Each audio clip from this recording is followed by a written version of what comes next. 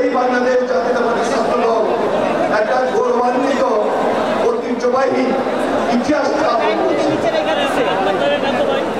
জুলাই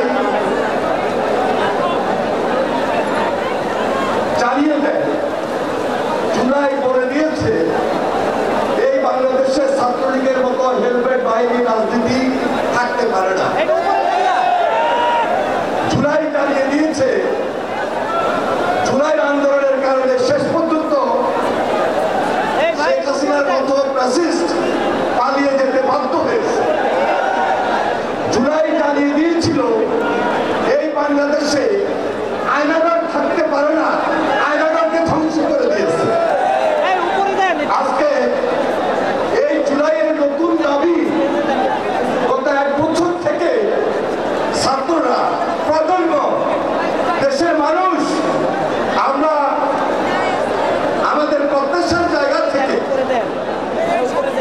এই অন্তর্বর্তীকালীন সরকারকে বারবার অনুরোধ করেছি দৃশ্যমান হাসিনার বিচার।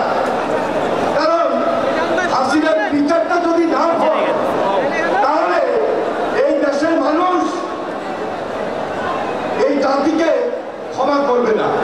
কারণ এই বিচারটা এত বেশি প্রয়োজন, কারণ যে ফ্যাসিবাদের বিরুদ্ধে লড়াই সংগ্রাম করতে গিয়ে আমরা বারবার নির্যাতিত হয়েছিলাম, আমরা বারবার ক্ষতিগ্রস্ত হয়েছিলাম, আমরা দেশের গণতন্ত্র হারিয়েছিলাম, দেশের স্বাভাবিক রাজনীতি নষ্ট করে দিয়েছিলাম। আজকে এই মুহূর্তে জুলাই বলে দিতে চায়, আগস্ট বলে দিতে চায়, অবিলম্বে হাসিনার বিচার দৃশ্যমান করতে হবে। জুলাই আবারও দাঁড়িয়ে দিতে চায় শুধু সংস্কারই নয়, এই যে সংস্কার চলমান প্রক্রিয়া তার সাথে সাথে এই দেশে একটা জনগণের সরকার, একটা নির্বাচিত সরকার খুব বেশি জরুরি। আমরা বিশ্বাস করি আজকে বাংলাদেশে একটা যদি সাধারণ স্বাভাবিক সুন্দর নিরপেক্ষ নির্বাচনটা হয়, বাংলাদেশ জাতীয়তাবাদী দল এই সরকারের নেতৃত্ব দিবে তথা বাংলাদেশ জাতীয়তাবাদী দলের ভারপ্রাপ্ত চেয়ারম্যান জনাব তারেক রহমান এই সরকারের নেতৃত্ব দিবে ইনশাআল্লাহ। আমরা 31 দফা ঘোষণা করেছিলাম।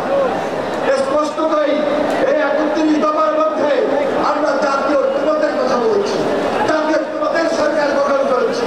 আমাদের বিশ্বাস ইনশাআল্লাহ সকল রাজনৈতিক দল আজকে সে ঐক্যের জায়গায় থাকবেন, ঐক্যকে সুদৃঢ় করবেন এবং এই ঐক্য যেন সুদৃঢ় ঐক্যের মাধ্যমে ইস্পাত কঠিন দৃঢ় ঐক্য হয়। সেজন্য জুলাইয়ের প্রত্যাশা, আগস্টের প্রত্যাশা, সে আশাবাদ ব্যক্ত করে আমি আমার বক্তব্য শেষ করছি। খোদা হাফেজ।